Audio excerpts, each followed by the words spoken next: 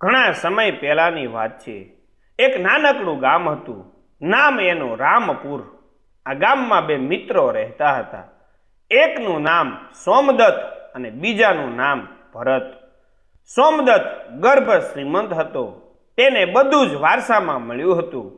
તેનું માનવું હતું કે દુનિયામાં બધું જ કિસ્મતથી મળે છે।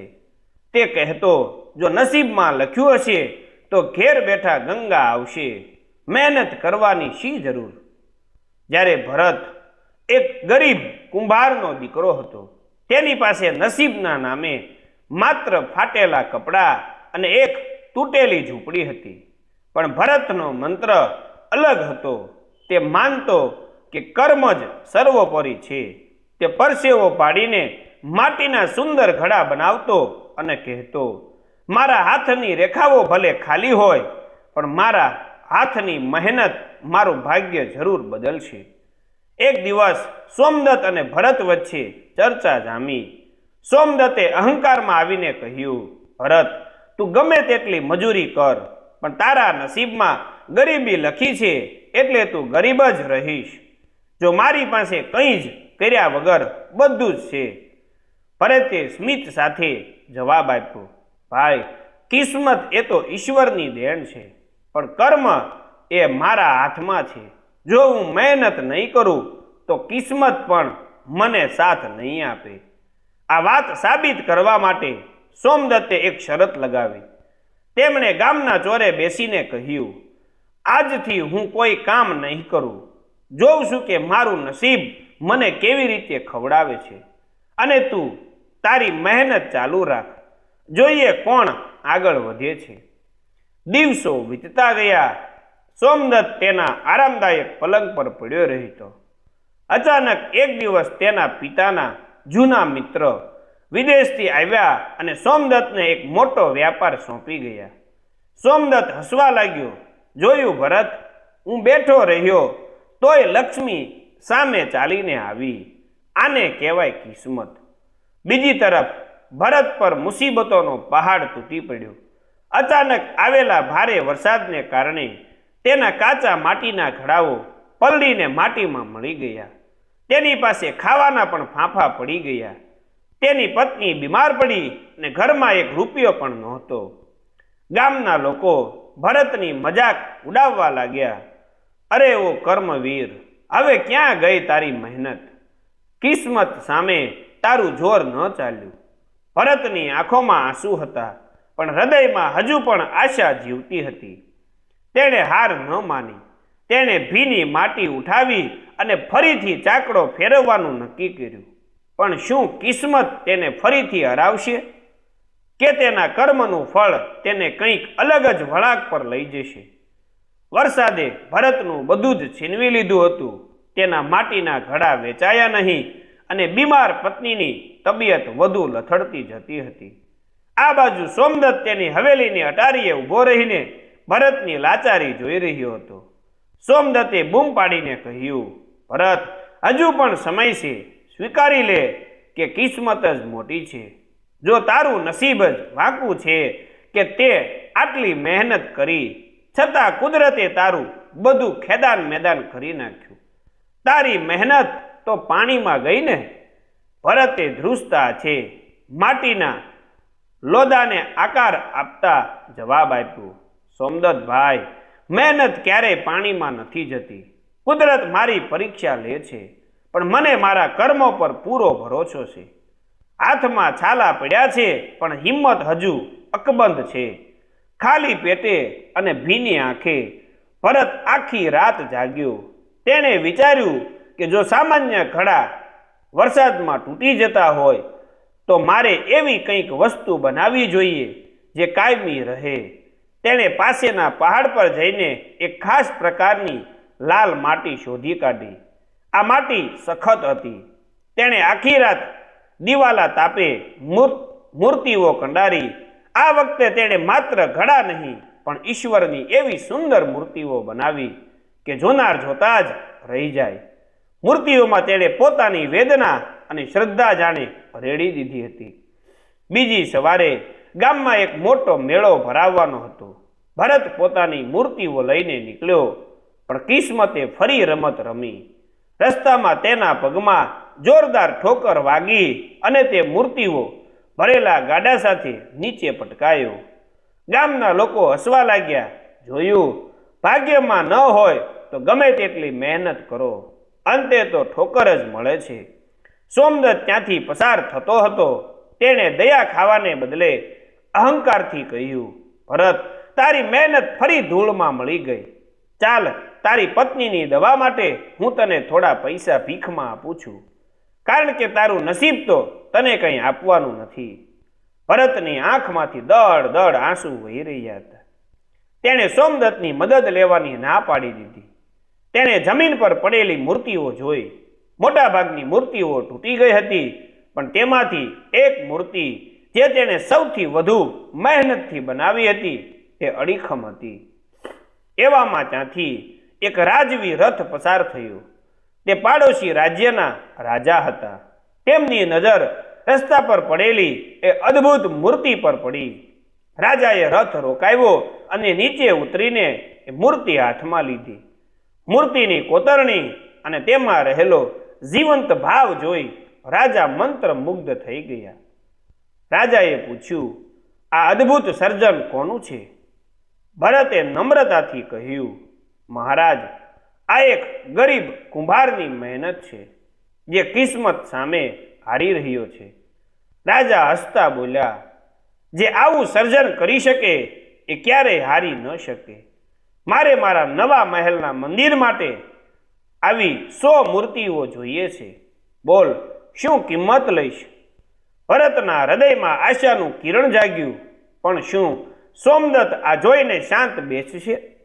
શું કિસ્મત ફરીથી કોઈ નવી જાળ બિછાવશે? રાજાએ જ્યારે 100 મૂર્તિઓનો ઓર્ડર આપ્યો અને એડવાન્સમાં સોના મોહરોની થેલી આપી, ત્યારે ભરતની આંખોમાં હર્ષના આંસુ આવી ગયા.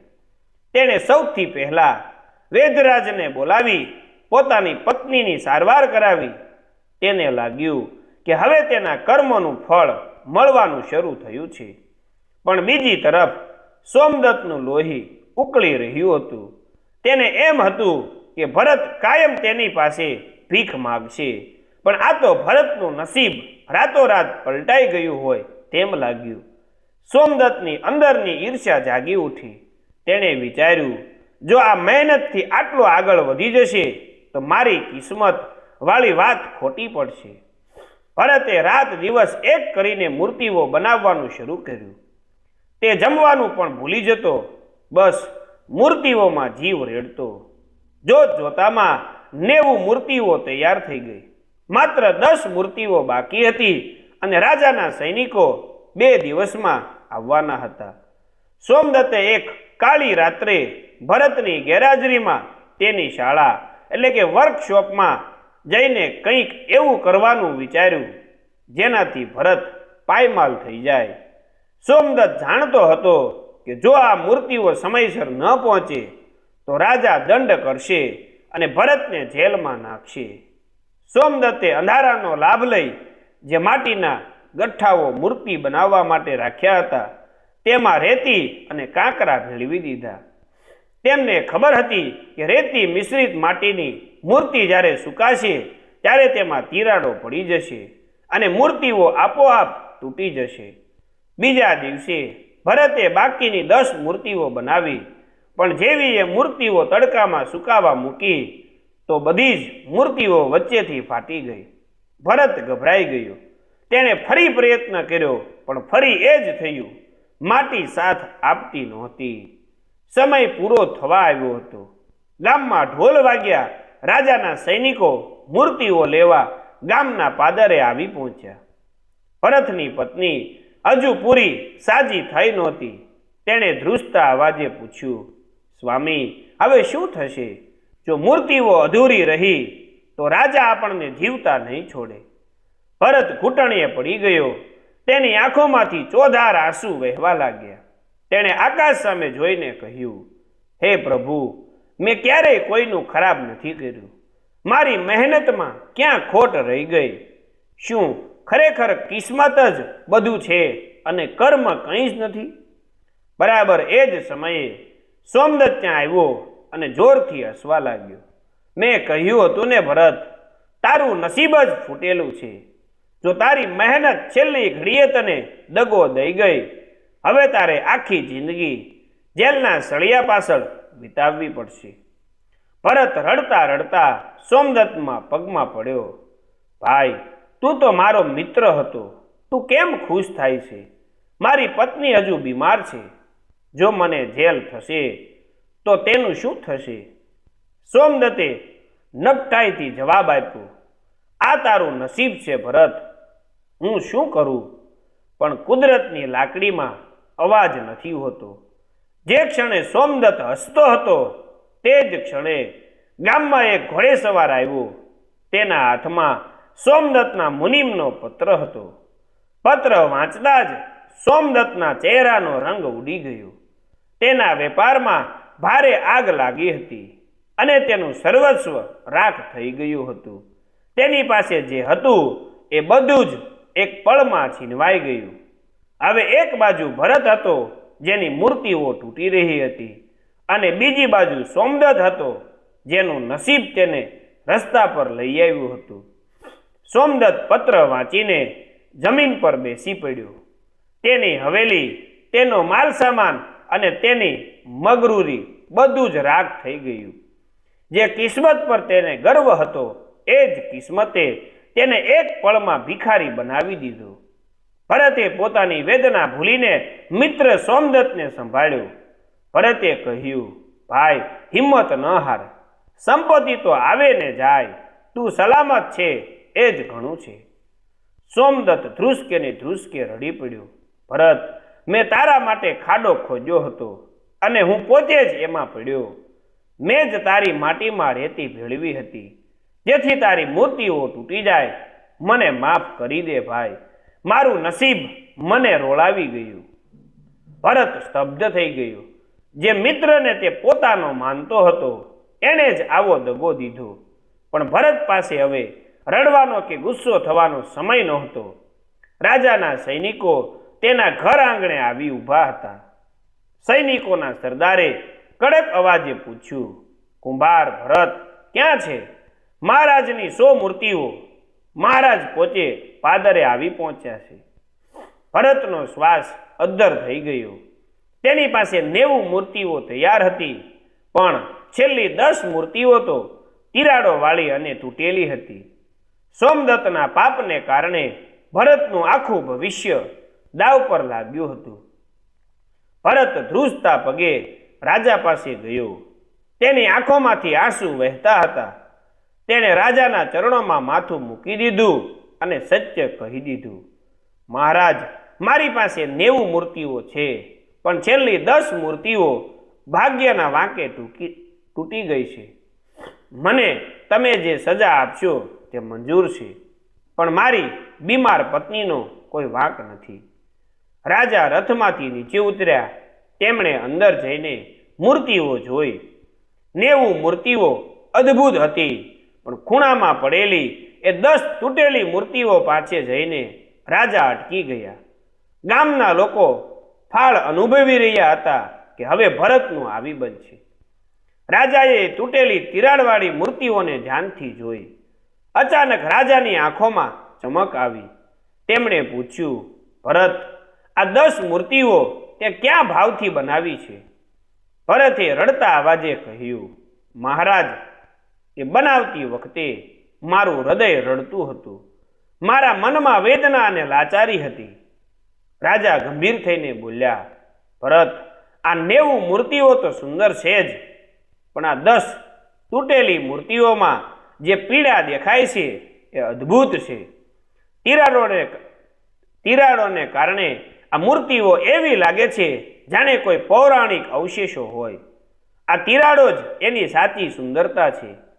તે કલામાં તારો આત્મા રેડી દીધો છે. રાજાએ ભરતને સજા આપવાને બદલે તેને બમણું ઇનામ આપવાની જાહેરાત કરી. તેમણે કહ્યું, જે કલાકાર પોતાની હારમાં પણ આટલું સુંદર સર્જન કરી શકે તે રાજ્યનો રાજ્ય કલાકાર બનવાને લાયક છે. ભરતને લાગ્યું કે તેના કર્મોએ કિસ્મતને પણ રસ્તો બદલવા મજબૂર કરી દીધી. પણ વાર્તા અહીં પૂરી નથી થતી. જ્યારે ભરત સોના મહોરો લઈને ઘરે આવ્યો ત્યારે તેણે જોયું કે સોમદત્ત પોતાની પત્ની અને બાળકો સાથે રસ્તા પર હતો. સોમદત્ત પાસે રહેવા માટે છત પણ નહોતી. ભરતની પત્ની જે હજુ અશક્ત હતી તેણે ભરતનો હાથ પકડ્યો અને આંખના ઈશારાથી કંઈક કહ્યું. ભરતના હૃદયમાં એક મોટો મંથન શરૂ થયું. શું જેને દગો આપ્યો એને માફ કરી શકાય? ભરત અત્યારે ધર્મ સંકટમાં હતો. એક બાજુ એ મિત્ર હતો જેણે અત્યાર સુધી ગરીબીનો ઉપવાસ કર્યો હતો અને છેલ્લે તેને બરબાદ કરવાનું કાવતરું પણ ઘડ્યું હતું. બીજી બાજુ તેની પત્નીનો કરુણ ચહેરો હતો જે કહી રહ્યો કે ક્ષમા એ જ મોટું પુણ્ય છે. ભરત સોમદત્ત પાસે ગયો. સોમદત્ત શરમથી માથું નીચું રાખીને રડી રહ્યો હતો. તેની પત્ની અને બાળકો ભૂખ અને તરસથી બેહાલ હતા. ભરતે રાજાએ આપેલું અડધું ઇનામ અને સોના મોહરો સોમદત્તના હાથમાં મૂકી દીધી. સોમદત્ત ચોંકી ગયો. તેણે ધ્રુજતા અવાજે પૂછ્યું, ભરત, આ શું કરે છે? મેં તને ડૂબાડવાની કોશિશ કરી હતી. મેં તારું ખરાબ ઈચ્છ્યું હતું. તું મને સજા આપવાને બદલે સહારો આપે છે? ભરતે શાંતિથી જવાબ આપ્યો, સોમદત્ત ભાઈ, તે જે કર્યું એ તારા સંસ્કાર હતા, પણ હું જે કરું છું એ મારો ધર્મ છે. કિસ્મત તારી કદાચ આજે નબળી પડી હશે, પણ મારા કર્મો મને કોઈનું ખરાબ કરવાની રજા નથી આપતા. આ સંપત્તિ તારા ઘરના બાળકો માટે છે જે નિર્દોષ છે. સોમદત્ત ભરતના પગમાં પડી ગયો. તેની આંખોમાંથી પશ્ચાતાપની જે ગંગા વહી એણે તેના અહંકારને ધોઈ નાખ્યો. તેણે સ્વીકાર્યું કે કિસ્મત કદાચ રસ્તો બતાવે છે, પણ સાચો રસ્તો તો કર્મ જ કંડારે છે. પણ કહેવાય છે ને કે નસીબ ક્યારેય આખરી કસોટી લેવાનું છોડતું નથી.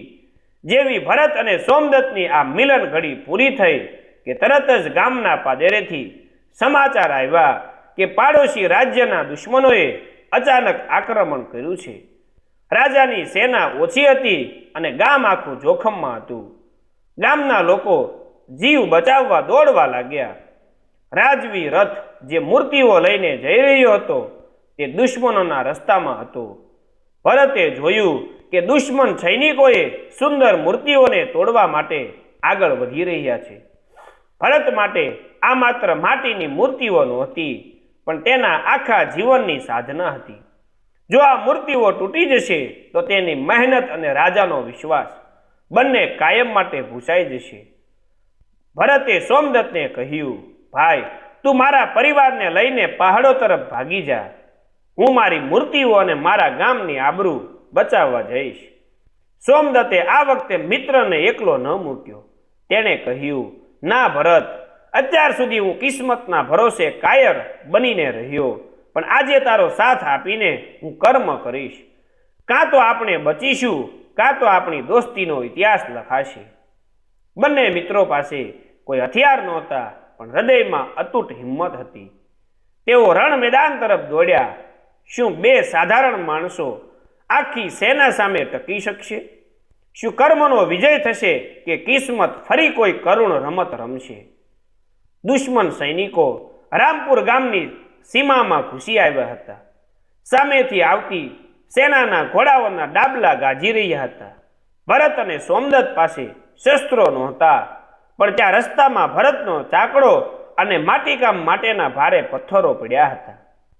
ભરતે બૂમ પાડી, સોમદત્ત, આપણે યુદ્ધ નથી કરવાનું, પણ આ સૈનિકોને રોકવાના છે, જેથી ગામના નિર્દોષ લોકો પહાડોમાં છુપાઈ શકે. બંને મિત્રોએ ભારે પથ્થરો અને લાકડાના મોટા થાંભલાઓ રસ્તા પર આડા કરી દીધા. દુશ્મન સૈનિકોનો રસ્તો રોકાઈ ગયો. ક્રોધે ભરાયેલા દુશ્મન સેનાપતિએ તલવાર ખેંચી અને ભરત તરફ ઘસ્યો.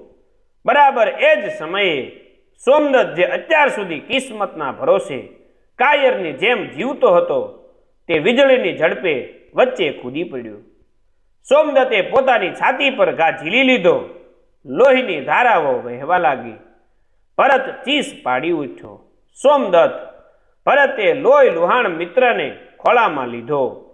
સોમદત્ત મરતા મરતા સ્મિત સાથે બોલ્યો, ભરત, આજે મને સમજાયું કે કિસ્મત તો માત્ર જન્મ આપે છે, પણ માણસ કેવો છે એ તો તેના કર્મ જ નક્કી કરે છે.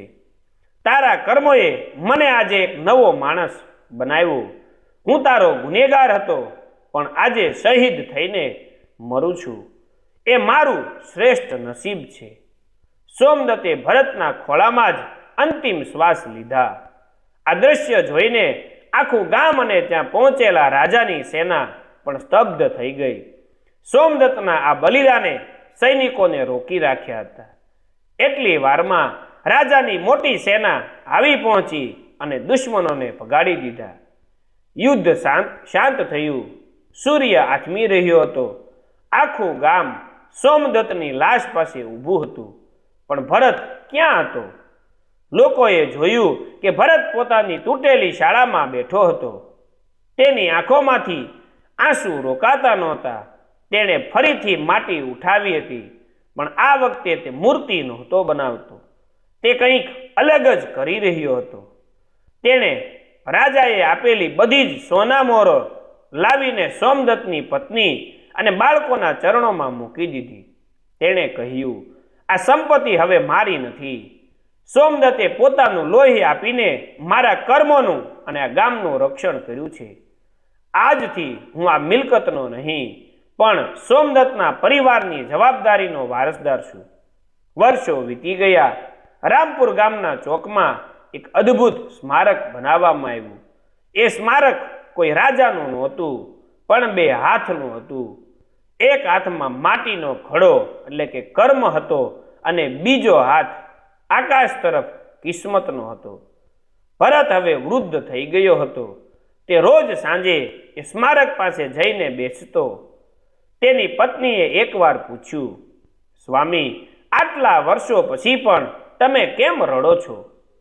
ભરતે ધ્રુજતા અવાજે પહાડ તરફ જોતા કહ્યું, હું એટલે રડું છું કારણ કે લોકો આજે પણ પૂછે છે કે કિસ્મત મોટી કે કર્મ. પણ સત્ય તો એ છે કે જ્યારે સાચું કર્મ કરવામાં આવે ત્યારે કિસ્મતને પણ એની સામે નમવું પડે છે. સોમદત્તનું નસીબ ખરાબ હતું, પણ તેના છેલ્લા કર્મે તેને ઇતિહાસમાં અમર કરી દીધો. ગામના પાદરેથી પવનની લહેરખી આવી, જાણે સોમદત્તનો અવાજ હવામાં ગુંજતો હોય. ભરતે આકાશ સામે જોયું. તેની આંખોમાં આંસુ હતા, પણ ચહેરા પર એક સંતોષ હતો.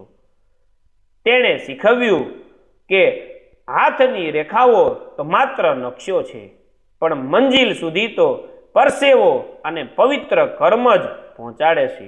તો આવી સરસ મજાની લોકવાર્તા સાંભળવા માટે અમારી ચેનલને મિત્રો સબસ્ક્રાઈબ કરો, વિડીયોને લાઈક કરો, વિડીયોને શેર કરો. આવજો મિત્રો. બાપા સીતારામ.